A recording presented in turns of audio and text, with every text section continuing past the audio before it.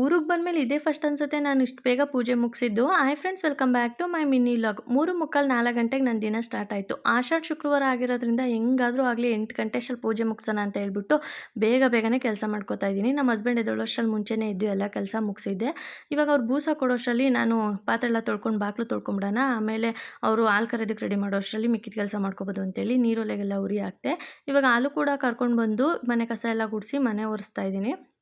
ಅಷ್ಟ್ರಲ್ಲಿ ಅವ್ರು ಹೊರಗಡೆ ಕೆಲಸ ಮಾಡ್ಕೋತಾಯಿದ್ರು ಅಮ್ಮ ಎಲ್ಲ. ಮನೆ ಒರೆಸಿ ರಂಗೋಲಿನೂ ಕೂಡ ಬಿಡಿಸಿದ್ದೆ. ರಂಗೋಲಿ ಅಂತೂ ತುಂಬ ಚೆನ್ನಾಗಿದೆ, ಯಾರಿಗಾದ್ರೂ ಇಷ್ಟ ಆದರೆ ಟ್ರೈ ಮಾಡ್ಬೋದು. ಇವಾಗ ರೆಡಿಯಾಗಿ ಬಂದು ತಿಂಡಿಗೆ ಅಮ್ಮಂಗೆ ಪಲಾವ್ ಮಾಡೋದಕ್ಕೆ ಎಲ್ಲ ಹಚ್ಕೊಳಕ್ಕೆ ಹೇಳ್ಬಿಟ್ಟು ಪೂಜೆನೂ ಕೂಡ 8 8:30 ಅಷ್ಟ್ರಲ್ಲಿ ಪೂಜೆ ಮುಗಿಸ್ದೆ. ಮನಸ್ಸಿದ್ರೆ ಏನು ಬೇಕಾದರೂ ಮಾಡ್ಬೋದು, ನಾನು ಅಂದ್ಕೊಂಡಂಗೆ ಮುಗಿಸ್ದೆ ಅಂತ ತೃಪ್ತಿ ಇದೆ. ಯಾಕಂದರೆ ಇಷ್ಟು ಬೇಗ ಪೂಜೆ ಆಗಿದ್ದು ಇವತ್ತೇ ಫಸ್ಟು ನಮ್ಮ ಮನೇಲಿ. ಇವಾಗ ಬಂದು ಕಾಫಿ ಮಾಡಿಕೊಟ್ಟು ಪಲಾವೆಲ್ಲ ರೆಡಿ ಮಾಡಿ ವಿಶಲ್ಗೆ ಇಟ್ಬಿಟ್ಟು ನನ್ನ ಮಗಳಿಗೆ ರೆಡಿ ಮಾಡಿದೆ. ಅಷ್ಟ್ರಲ್ಲಿ ವಿಶಲ್ ಬಂತು, ಅವಳಿಗೂ ಹಾಕ್ಕೊಟ್ಟು ತಿನ್ನಿಸಿ ಸ್ಕೂಲಿಗೆ ಕಳಿಸಿದ್ವಿ. Thank you.